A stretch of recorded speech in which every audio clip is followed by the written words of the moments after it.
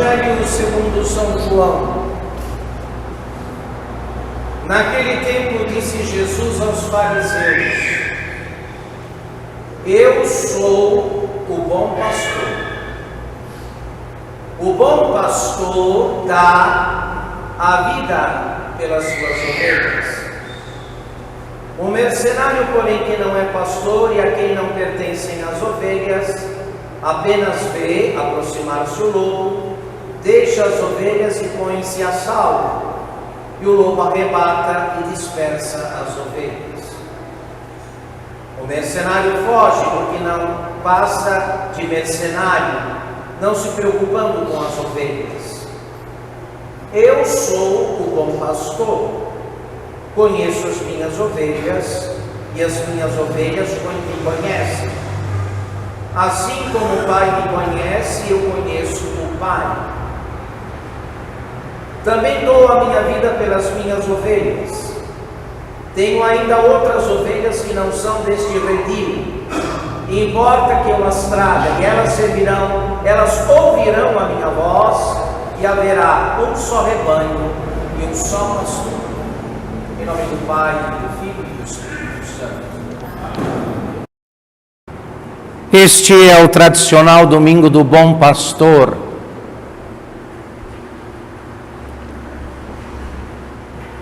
No qual Nosso Senhor, usando aí a figura, a metáfora do pastor, lança uma luz sobre suas disposições de alma quanto ao sacrifício que o rebanho exigiu da parte dele. Então não se sacrificou obrigado, premido por qualquer tipo de obrigação ou de força, mas deu a vida por amor. Deu a vida por amor. E uma nota curiosa do ofício do pastor, que nós não conhecemos, nós que vivemos numa realidade urbana, não conhecemos esse tipo de relação, esse tipo de ofício e da relação que o pastor estabelece com as ovelhas.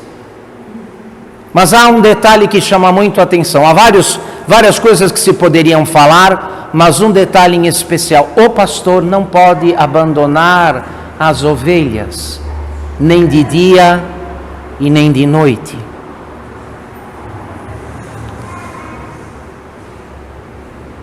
Por isso o Evangelho faz um contraponto entre o pastor, que por vocação dedica a vida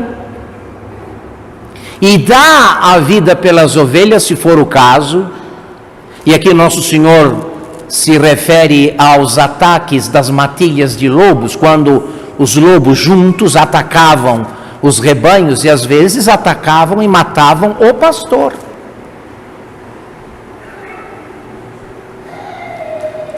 As ovelhas, os lobos reunidos em matilha, em grupo, não visavam apenas as ovelhas do rebanho, mas o pastor também. Tirá-lo, matá-lo, seria deixar o rebanho livre para a rapina.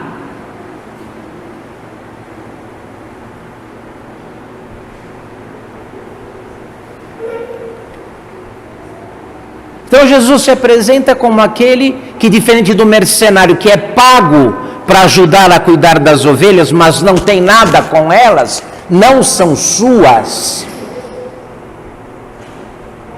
Diferentemente dos mercenários, o pastor sabe que as ovelhas são suas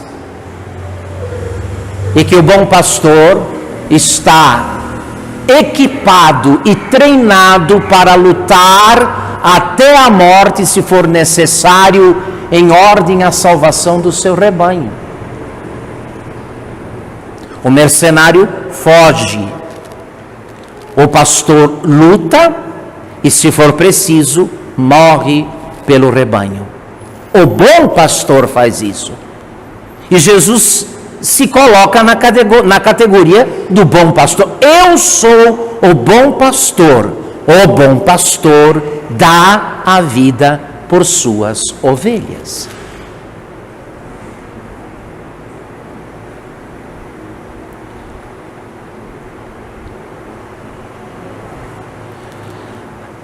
Algumas características da ovelha nos ajudam, esclarecem também o ofício do pastor. Primeiro, porque a ovelha, ela não tem faro.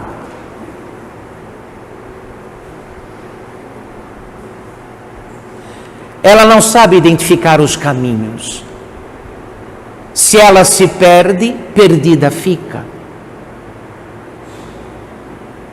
Ela não enxerga bem. Ela precisa de alguém que enxergue longe e que enxergue além da paisagem aparentemente inofensiva e calma. Ela precisa de alguém que enxergue o pastor de longe, coisa que ela não pode fazer. A ovelha não tem presas e garras para lutar como outros animais. Portanto, ela precisa de quem a defenda. A ovelha não distingue as ervas e o alimento que colhe, que consome dos campos. Ela precisa que o pastor se adiante e prepare o pasto, arrancando as ervas venenosas. Senão ela come e morre. A ovelha não bebe em águas correntes, não bebe em corredeiras. Por quê? Por causa de sua capa de lã. Se ela escorrega, cai na água, aquela lã toda funciona como uma esponja, fica saturada de água, ela afunda e se afoga. É o pastor que separa a água que a ovelha vai beber. Só bebe a água calma.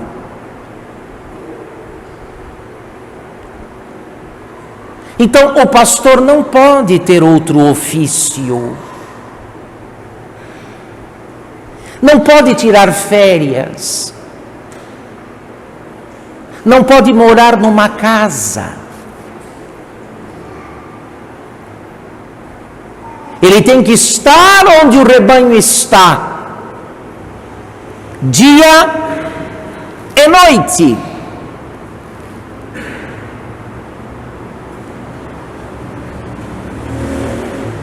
E ao dormir, dorme com elas, dorme no meio delas.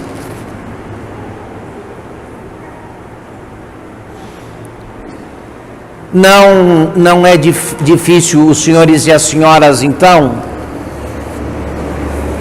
imaginando esta cena tão bonita, descrita por Davi no Salmo 22.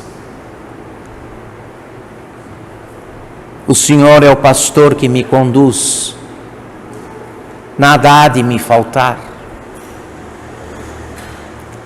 Não é difícil concluir, portanto, que a ovelha que fica mais próxima do pastor, é aquela que está melhor atendida e nas melhores condições. Tirando alguma coisa para comer, o pastor divide o bocado com a ovelha.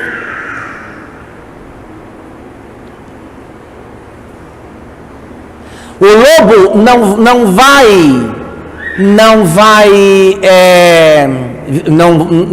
vai preferir ou escolher a ovelha que está perto do pastor, mas a que está distante, a que foi para longe, a que está distraída.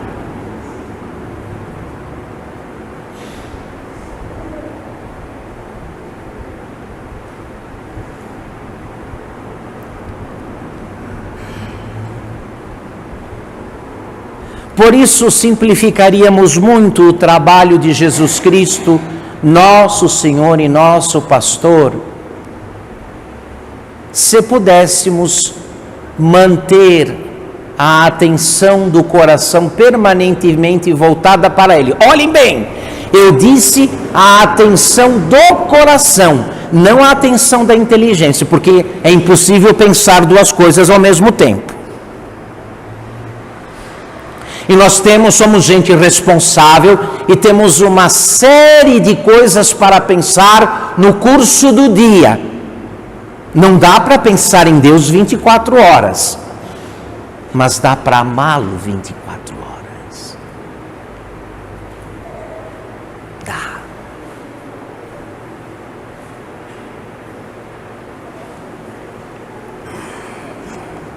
Dá para amá-lo 24 horas por dia.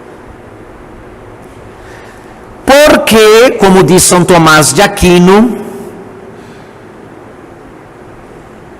o coração pode tender sempre para Deus mediante o desejo da caridade, mediante o desejo de amar a Deus, de servir a Deus, de se unir a Ele em cada ação.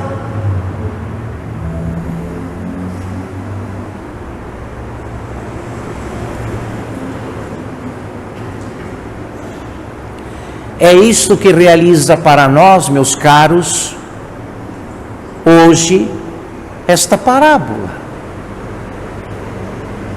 É isto que nos faz, a cada um de nós, por sua vez, uma ovelha do rebanho de Cristo, que é a igreja, e que faz de Cristo efetivamente pastor para cada um e para todos nós.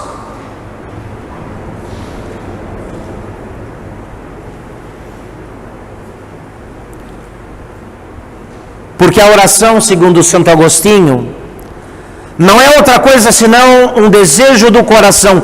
Se o vosso desejo é contínuo, a vossa oração é contínua. Quereis então não cessar nunca de orar, não cesseis nunca de desejar.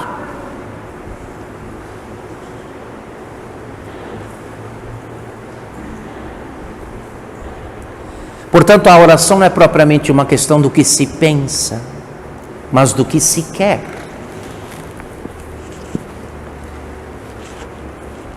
E se fazendo qualquer coisa, se realizando qualquer ação, fazemos e realizamos por Deus e para Ele, inclusive no que tange, no que diz respeito aos sofrimentos, sem os quais não podemos passar esta vida, então estamos em permanente oração. Somos das ovelhas do rebanho de Cristo, as que estão ao lado dele, as que caminham encostadas nele, aquelas nas quais Satanás, o lobo, não se atreve a tocar. Aquelas com as quais Jesus tem uma maior intimidade, comem do que vai na boca do pastor.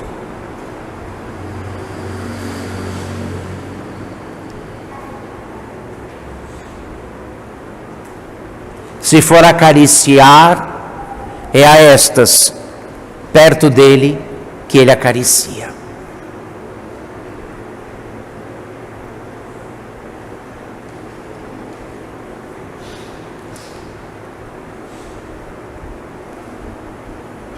O bom pastor dá a vida por suas ovelhas.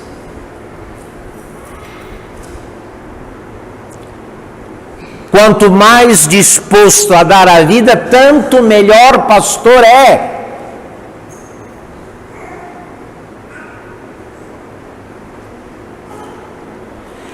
E a nossa tarefa aqui é não atrapalhar a obra dele, meu caro irmão, minha cara irmã. É não colocar empecilhos e obstáculos. E o primeiro que eu tentei esclarecer aqui, espero ter conseguido isso, é de não ficar distante demais. O problema é que depois, absorvidos pelos compromissos da vida, acabamos nos distanciando sem perceber, sem nos dar conta. E esse distanciamento se dá todas as vezes que, realizando qualquer coisa, ali Deus não conta. Vale o que me interessa, o que me agrada, o que se conforma comigo, não com Deus.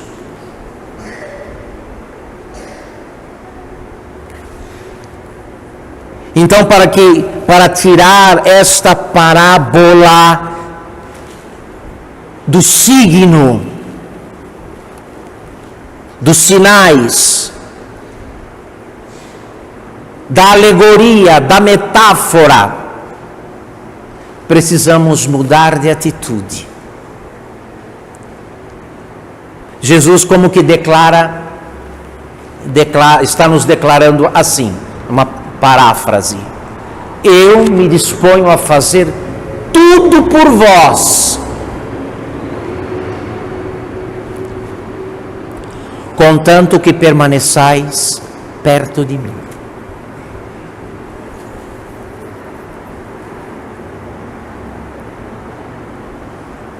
E no nosso caso, esta aproximação do Senhor não é algo que se realiza a não ser pelo desejo.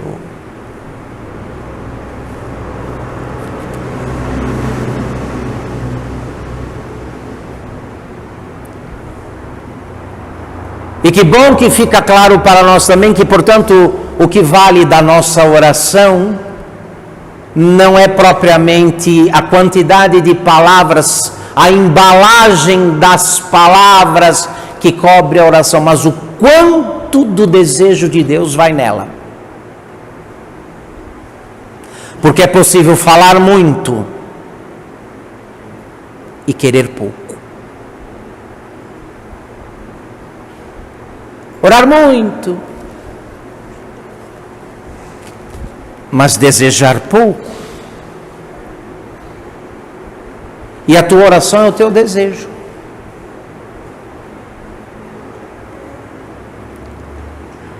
Pensar em Deus não dá para fazer, não é possível pensar em Deus o tempo todo, mas é possível desejá-lo o tempo todo.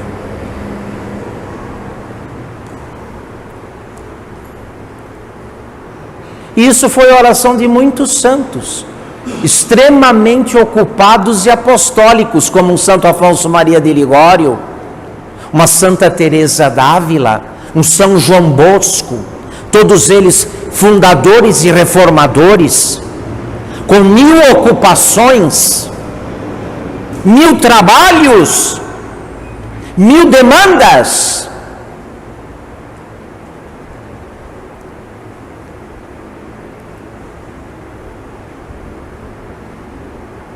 Mas não tiravam o coração de perto do Senhor.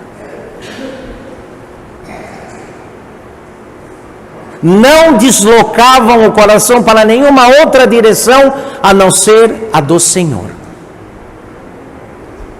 E por isso, fazendo muito, amaram muito. Porque desejaram muito a Deus, fazendo tudo o que fizeram e sofrendo o que sofreram.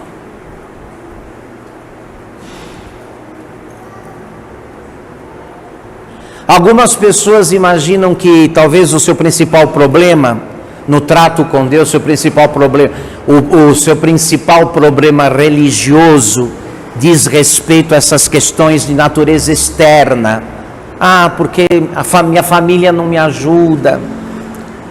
Se eu morasse em outra cidade, se eu frequentasse outra paróquia, se o Papa fosse outro, não esse.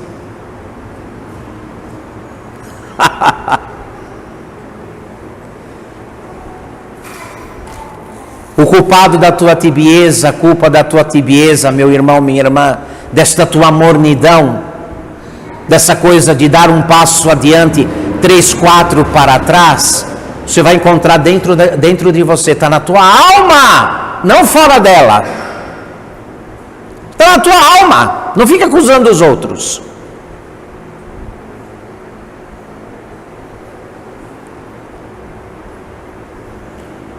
Desejamos mal porque amamos mal.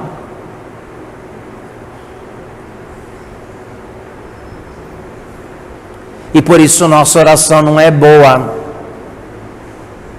Não porque nos faltem palavras para rezar de modo material, bem. Temos palavras bonitas, boas. E quem não tiver é só comprar aí os devocionários, né? Tem um melhor que o outro, não é verdade? Mas isso não resolve o problema. O nosso problema não é semântico, não é do que se diz, não é de palavras, de frases, de orações. O nosso problema é do desejo, do que efetivamente queremos. Quando nossa vontade se ativa.